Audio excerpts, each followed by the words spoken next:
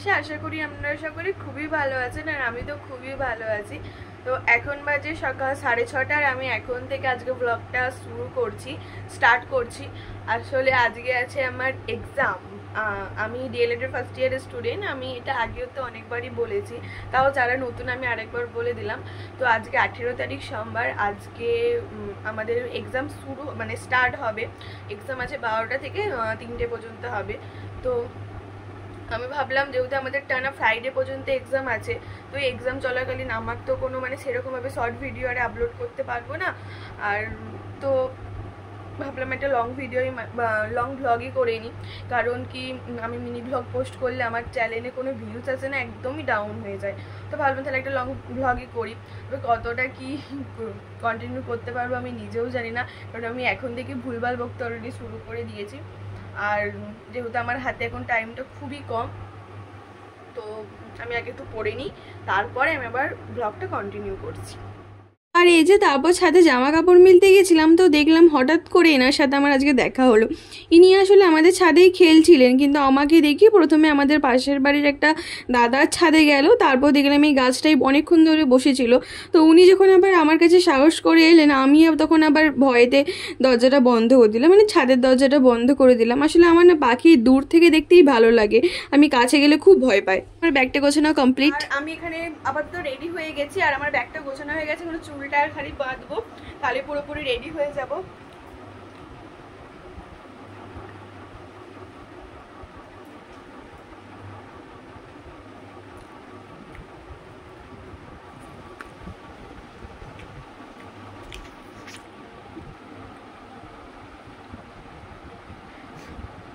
সবই খেয়েছি, কিন্তু মায়ের হাতে যে খাবারের টেস্ট, সেটা মা যদি খাইয়ে দেয় সেটা তো আরো একটু বেশি বেড়ে যায়। তো এরকমই হয় আমার এক্সামের টাইমে, আমি তাড়াহুড়ো করি, আর প্রতিবার আমার মা এসে আমাকে ওরকম করে জোর করে খাইয়ে দেয়। তো আমি খেয়ে নিই। তো চলুন আমি খেয়ে নিই, খেতে রেডি হয়ে। তো যাই হোক, আমি আগে খেয়ে নিই, খেয়ে রেডি হয়ে তারপরে বেরোনোর সময় আমি আবার কন্টিনিউ করছি। ভগবানের দর্শন নিয়ে বেরিয়ে পড়লাম এক্সাম দিতে যাওয়ার জন্য। কি বলবো, খুবই তো ভয় লাগছে নিজেকে, কি বলবো, অনেকটা নার্ভাস লাগছিল প্রথমত। কিভাবে কি এক্সাম দেবো না দেবো কিছুই বুঝতে পারছিলাম না। ডিএলএডের এই ফার্স্ট পরীক্ষা আমি দিতে যাচ্ছি। শুনেছি নাকি খুব কড়াভাবে গার্ড দেয়, আর অনেক নাকি চেকিং প্রসেসের ভেতর দিয়ে আমাকে ভেতরে এন্ট্রি নিতে হবে। তো সিনিয়র দাদা দিদির কাছ থেকে শুনেছি, আমাদের স্যার এইচওডি স্যারও বলেছিলেন এরকম।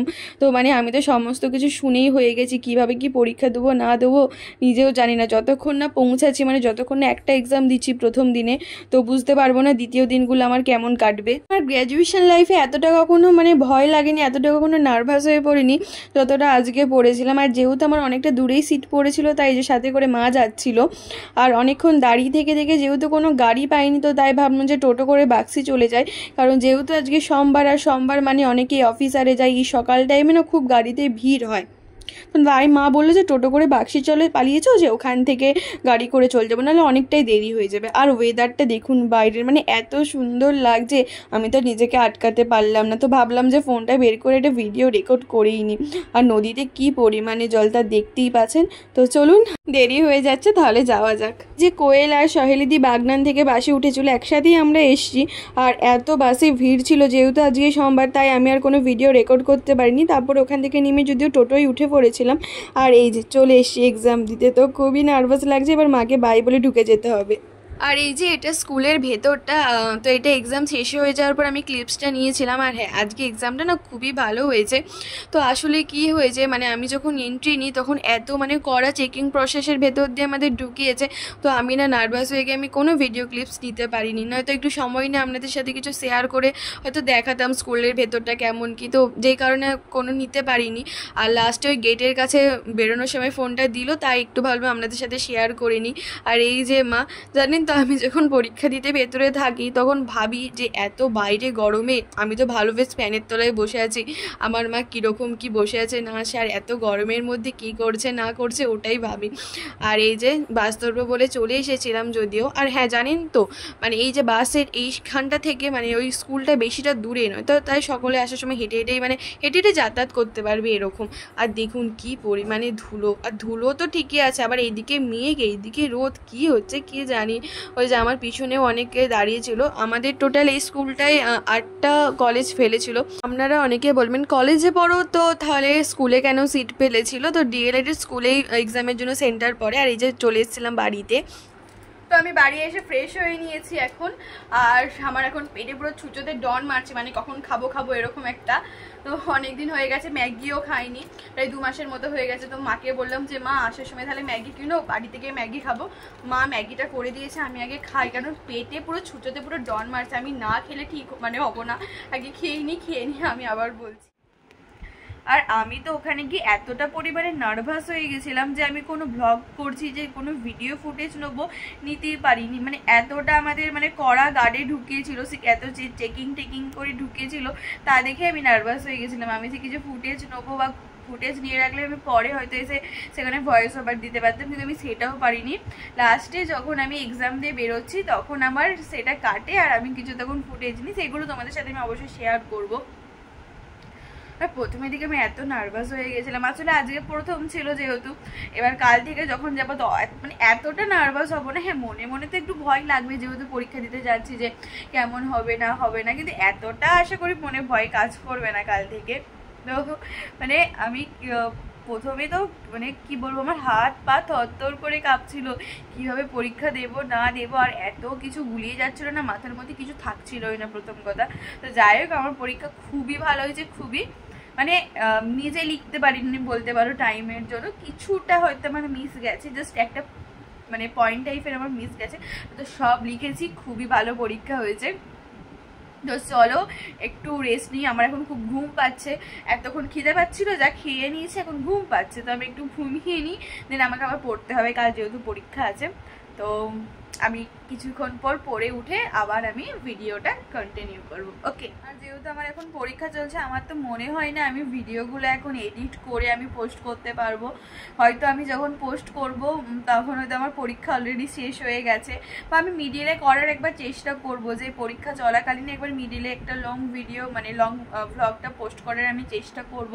দেখা যাক, যদি করতে পারি তো আমার নিজেরও খুব ভালো লাগবে, কারণ এতটা এখন প্রেসারের মধ্যে আছি, এই ভিডিও এডিট করে না আবার মানে ভিডিওটা একটা ভিডিও এডিট করতে না মিনিমাম 2 ঘন্টার মতো আমাদের সময় লাগে।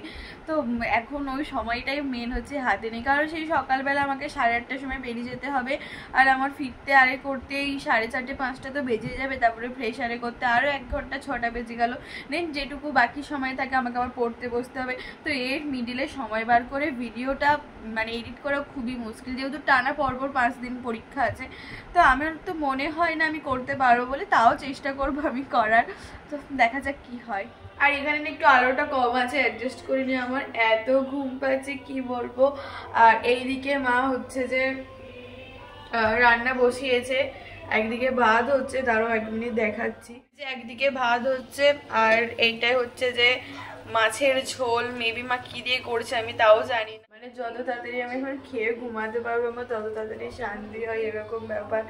আবার কালকে সকালে উঠতে হবে। এমনিতে আমি একটা জার্নি করা খুব একটা পছন্দ করি না, মানে পারি না, মেন কথা আমার শরীর খুব টায়ার্ড হয়ে যায়, মানে খুব নিজেকে ক্লান্ত লাগে।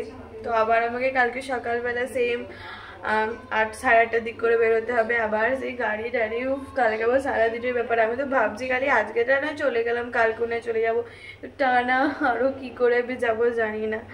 খুব ঘুম পাচ্ছে, মায়ের রান্না হয়েছে, খেয়ে দিয়ে ঘুমিয়ে যাবো তাড়াতাড়ি আজকে। আর এই যে আমার ভাত বেড়েছে, আর এটা হচ্ছে যে মাছ দিয়ে ডাঁটা দিয়ে তরকারি করেছে। আমাকে দেখে নিশ্চয়ই বুঝতেই পারছে আমার কতটা ঘুম পেয়েছে,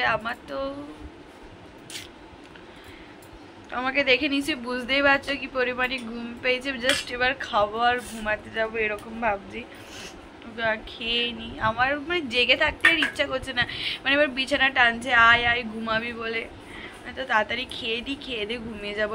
অন্যদিন তো মানে 10টা কি 12টা না বাজলে ঘুমাই না। আজকে এখন কটা বাজে, 8:30 বাজে, এখন তাড়াতাড়ি ঘুম পেয়ে যাচ্ছে। তো খেয়ে নিই চলো। আর আমি তো কোনো পরীক্ষা দিয়ে এসে এরকম মানে যে কোনোই ঝোল ভাত খেতে না আমার খুবই ভালো লাগে। এমনি পরীক্ষা দিয়ে সেখানে এমনি আমার ঝোল ভাত খেতে খুবই ভালো লাগে। আর ভালোই হয়েছে, আমি খেয়ে নিই। আর আজকে ব্লগটা আমি এখানেই শেষ করলাম। যদি ভালো লাগে লাইক কমেন্ট সাবস্ক্রাইব করে দিও, অবশ্যই পাশে থেকো। তোমাদের সাথে আবার নেক্সট ব্লগে দেখা হচ্ছে। ততক্ষণে ভালো থেকো, সুস্থ থেকো, বাই।